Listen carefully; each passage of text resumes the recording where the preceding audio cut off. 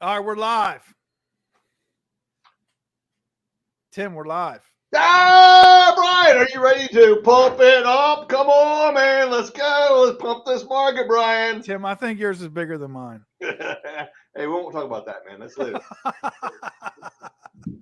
Hey, Brian, so what's going on in the marketplace? What are you seeing, man? What's going on, brother?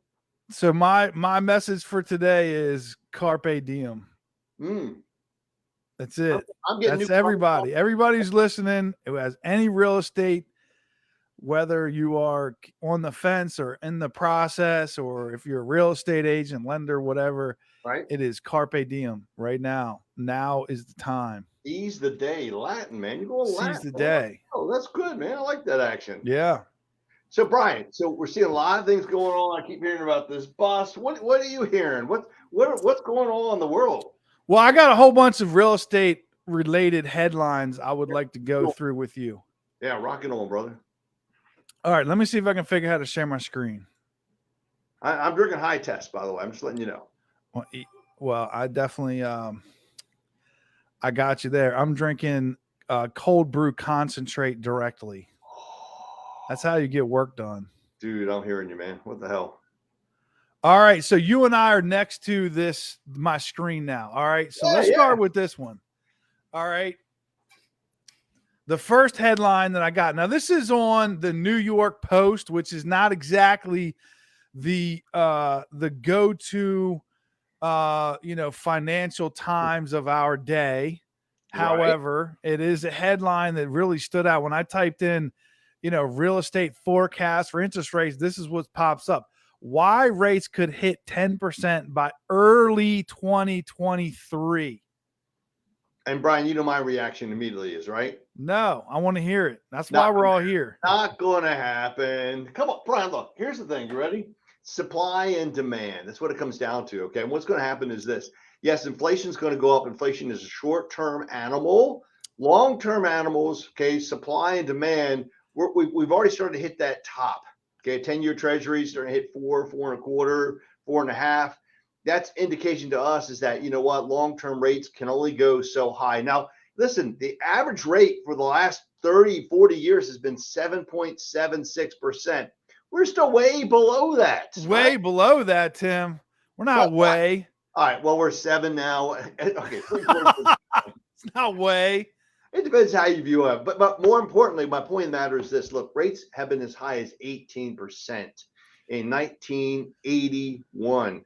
But yeah. You know and how much was the average mortgage in 1981? It was quite a bit less. I will give you that. But also, too, Brian, look, inflation is also driving people's incomes up. Yeah. To address these well, rates. I'm gonna hit that one last. Okay. All right. I'm gonna hit because what you're talking about is the incomes versus mortgages, and I actually have a chart for that. So this guy here is the chairman of Whalen Global Advisors. Are you familiar with them? I've never heard of them. What's that? They advise the globe, Tim. All right. And I Chris Whalen. Two different. And he said that they could easily touch 10% by February, even if the Fed signal a pause in rate hikes. Right. So I don't believe that's going to happen. And you know why? It's supply and demand. Look, if people, it's like anything else. Do you remember the Mazda Miata? Remember that? That little car that it first came out, it was like 25 grand. Then everybody wanted it. It was like 50, 60,000. And then like 2 years later, it was down to 25. Dude, it's the same thing. Same principle of fixed rates. You know, they're going to go up. They're going to hit a point of pivot, and they're going to pivot back down. It's just time. Yeah. All right. So that brings me to my next one. This is CBS News. This is not a rag real estate a rag newspaper. CBS, U.S. home prices could fall as much as 20%. Okay, so I'm gonna phase you. I'm gonna use Calvert County just for fun. You ready? Yeah. Calvert County in September of this year sold 145 houses. Okay. Before 20 and 21, in 2019, they sold 139. Where's this massive drop? Okay, house prices, average sale price, Calvert County, okay, in 2022, 463,000. In 2019, 371. Okay, they come down a little bit. We're just coming down to pre-pandemic prices. That's all. It's okay. You say that's okay, but if someone's looking at their house and they're thinking about selling their house right now, Sure. I mean, I literally talked to 5 people this morning who were like, "Well, I think I'm going to wait till next year." Okay, so I was like, "All right, 10%. yeah, this guy's house is $700,000, right? What is it going to mean in February, April, Well, July, I next don't think we're October? not What going are to we see a talking crash. about?" We talked about this before. Inventory is not blowing up. We don't have 17 months of inventory, Brian. We got 1.2, 1.3. Yeah. Nationally, things are slowing down. I love that. It's getting to be more of a balanced marketplace. But at the end of the day, we're not seeing this massive crash. All right, it's not massive, but I mean, let's A just say somebody soft who's got a landing. $700,000 house. What do you think? What is massive in your mind? Because I can tell you what people think when I talk to them. $10,000 is massive in their mind. Like, oh, I don't want to give my house away. It's $10,000. It's like, well, okay, so what is massive? I mean, what do you think? 5%, 10%, 20%? I think we'll see up to about 10% correction from the high. That's $70,000 for somebody who's got a $700,000 house. That's a lot of money. It is a lot of So money. would you say carpe diem, sell your house right now? I would still say it's all based on your needs, wants, and desires. If you need What to, if your need or want is to sell your house and you're moderately wanting to sell your house and you're thinking maybe wait till next year? well, I'll be honest, waiting to next year, I think is not a smart move. We're not Yeah. going to see these prices just drop to the floor because you sell, the price is going to drop because you're waiting for the price that you're going to buy to drop, right? Doesn't it kind No, it's not even that. I mean, people just they want to get top dollar for their house. So the question is like when is top dollar for your house? Well, I mean, it's always, you ready for this one? It's now. It's April of last year. Okay. And then what's the second best time? I'm afraid April of the Now, like you said, Tim, I'm trying to help you out now. Okay, Right? Because what about tomorrow? Is tomorrow better than today? well, a lot of people would say yes. A lot of people would say no. Brian, can I point one thing out to you? Yeah. Okay, we're going back to the seasonal market. What's a seasonal market means? You know what? It means at end of October, Halloween, the ghosts and goblins come out. Seasonal houses don't adjust 10% every year, Tim. That's not There is real. a little Or bit of 20%. adjustment during the A little bit of fall, adjustment. winter. I'll actually argue that that's not even true. In fact, I think the houses are worth more in the wintertime than they are in the spring because of supply and demand. But getting back to your point, Yeah, if you have a house to sell, right. should you wait until tomorrow, 6 months, 3 months, 12 months, 14 months? When would you sell your house? You sell now. I mean, Right honestly, now. we don't know what the market's going to bring. We don't know what the economy is going to bring. And there's no question about that. Well, okay, you say we don't, but I'm saying everybody that I'm reading here is saying that we kind of know it's not going to get better. You know So what? That's it will get better eventually, but we're Okay, just talking foreseeable future. House prices you will be remember down, interest 2000 rates will be up. Okay. It is it. Like this is one of those things where, well, like I said a month or two ago, we Yeah. started this conversation in like June. You and I, we were on here talking about it and kept saying, "Now's the time, now's the time, now's the time," and everybody's like, "Well, I'm going to wait, and it's only gotten worse, right That's now." true. So this is Wells Fargo again, not a rag, forecaster or they're not the New York the Post here. This is what Wells Fargo is on fortune.com is Right. predicting that. Now what they're using is they're measuring the GDP and housing activity. So they're looking at this a little bit. This is not like house prices, but they're talking about how much of our economy is going to be by housing activity.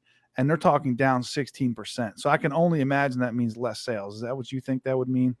I think it means less sales of the higher end. Let's talk about that. Let's be realistic, Brian. It's the higher end that's going to slow down. Dude, people are still having kids.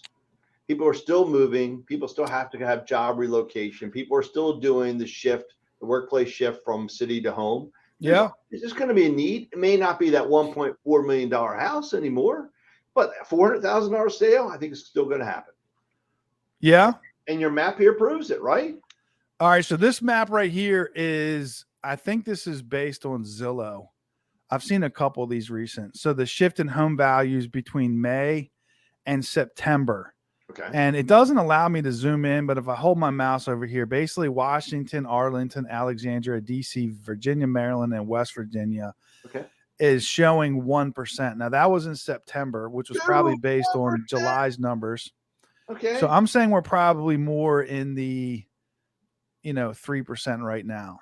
Okay, that's called supply and demand. That's called. No, I know, Tim. I'm just trying to give information. I don't think it's good or bad or you know what I'm saying. But this is the odds of regional home prices dropping over the coming year according to CoreLogic. That's what you guys use, right, Tim? It's CoreLogic. Okay, you know what? Now I need to tell us. I'm just saying, man. Okay, now the red. So it doesn't give you a number, but it's bright red and it says very high. It's all relevant, though. It's like anything else. It's all predictions. It's like okay. Remember 1999? All right, have you now? Let me ask you, Tim. If I gave you a couple minutes, could you then present me a series of slides that shows house prices going up next year, interest rates going down next year, and next year being better than this year? Can you find a lot of data that will say that? No. Okay, so but 2024 is looking mighty nice. I'm just saying. We don't know. It's too far out, I think. So pandemic housing boom led to a 43% run up in home prices. And here's my last slide. This is the one I want to go over. And I want to stop right there. So do you as a buyer regret having bought a home 2 years ago? I just got to ask you that. 2 years ago, no. But what about maybe this year? If you bought a house this year and you're sitting there thinking, man, it might go down. Or after I just bought a house, or if I'm going to buy one right now and it's going to go down next year, do you think maybe that's a consideration? I don't think it is, because people aren't buying homes anymore based on a projection of value. They're basing it on their that's true. And they're basing. But I mean, do you want to go spend $700,000 on a house that's going to be worth $630,000 next year? I mean, is that going to be a little bit of a hard pill to swallow? Okay, but here you're looking at the short term. Okay. Now, short term said you're looking at year one. Okay, what about 30 years from now when that $700,000 house is worth $1.5 million? People don't live there for 30 years, though, Tim. Okay, my father, who built his house in '61, is still in his house. Let me tell you about my grandpappy. Exactly. He built a house with his bare hands. He built a house for $12,000 and it's worth $875 today, Brian. Okay, I'm just saying, I hear you. But let's talk about the rest of America, Tim, who didn't build their house with their bare hands. In your house? I just how long have you been in your home right now? Just say. It's 5 years. 5 years. And dude, how much is your house going up? A lot. Double. I got a good deal. It's doubled in value. So look, 1 year down, who cares? Okay. Look at the longer term. All right. So here's the chart that I think is the chart that trumps all charts. This is the chart that I think is the most important chart that we need to pay attention to. Okay. And this is on longtermtrends.net. I don't know if that's a website that is popular, but I was trying to find this number, which is the cost of a home. Actually, no, the house price. The price to median household income ratio. Okay. Now, this is showing back to June, and I'm going to say, here's the issue I have with this. The one caveat. Okay. House prices are high compared to median income. Not a big deal when rates are 3%. Sure. Now that rates are 7%, I think this chart is more telling than any other chart that we've looked at. Any other piece of news that sort of tries to describe what's going on, I think this is the most valuable piece of data for people to understand. And that is, if we go right here, housing bubble 2008, right? At that particular moment in time, it was it touched at 7.03, 7 times the median income. So if you said the average house right now is $400,000, sure. Then now as of June, it was almost 8 times, which is the highest that it's ever been in history. Sure. And as interest rates go up, that gap becomes more and more significant because people don't, what did you say that they that they date the payment, marry the house, sleep Marry with the the house, taxes. they date the rate, and they maximize the tax advantages. Huge. Yeah, whatever that is. People are only looking at the payment when they buy a house. Now, yes, some people pay cash, blah blah blah. Those are the ones that built their house in 46 with their bare hands. Exactly. But for the rest of America, they look at the payment. So the payment now, when the rates are 7%, it's more of an impact than it ever has been, in my opinion. That is the chart that really matters more than anything else. All right, can I throw 2 pieces of advice to you? Ready? I'm just throwing 2. Is this like to me personally? Like no, just to the industry. I'm going to get pumped up to do this now. Okay, hold on here. Let's get come on, bring them out. Come on. All right, so let's talk about this. So number 1, okay, yes, house prices have gone up. I guarantee you that as a percentage of your income, they've gone up, but so have rents. Yeah. And you know what you get when you pay rent?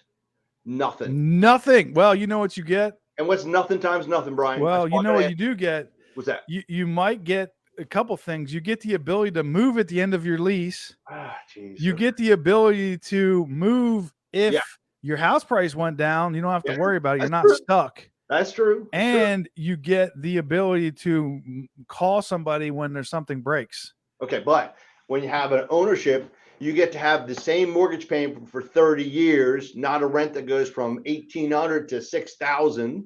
You get a massive tax benefit. I don't care who you are. Number 2. And then number 3, you get long-term appreciation, not short-term, long-term appreciation, whether it's just a forced savings account because you're making the payment or the house appreciates. It doesn't matter. So look, you're talking about short-term. I agree with the short-term. It's scary. It's Halloween too. Okay. It's the other side of the coin. But Brian, on the long-term, dude, look, we live in the best country in the world. We got the best jobs in the world. I feel like I need to play like the national anthem while you're talking. I'm ready. I'm ready to sing. Ready? I'm serious. Oh, beautiful forsake. Come on, man. Join me, Brian. It's not the national anthem. No, it's not. But still. Okay, but back to the story. So number 1, okay. So rents have gone up dramatically. Okay. Number 2, more importantly than everything else, we're looking short term. You got to look long term to the picture, right? And then number 3, the last piece, Brian, you know what? It is tough out there. I'm not going to kid you. At the end of the day, okay, back in 2008, people bought houses. I think Tim could run for mayor of whatever town. What town are you living in, Tim? Do you have a mayor in La Plata? Is there a mayor in La Plata, Tim? Did they got a mayor in La Plata? Yeah, they do. They do? I'm not into politics. You should run for mayor of La Plata. Okay, I hear you. But look, what I wanted to say is in 2008, people bought houses based on the ninja effect. Thanks, Brian. I appreciate that, man. My point of the matter is, look, at the end of the day, okay, things are not that bad. And I told somebody the other day, they said, we got a recession going on. You know what I told them? I'm not participating. Okay, I decided I'm not participating in the recession because it's all up here, Brian. It's all up here, man. Come on, Brian. Come on, ready? Come on, let's pump it up. Get that weight out there. Let's go, man. Come on, let's do it. Anybody else feel like we're at a Tony Robbins conference right now? Come on, baby. It's all in your head. The recession is not real unless you believe it. Don't believe it. It's all in your head, Tim. It feels good, man. I'm serious. This feels really good. Some 20 vibes, man. All right, man. Until next time, brother. We got to do this again. All right. All right, Tim. All right. See ya.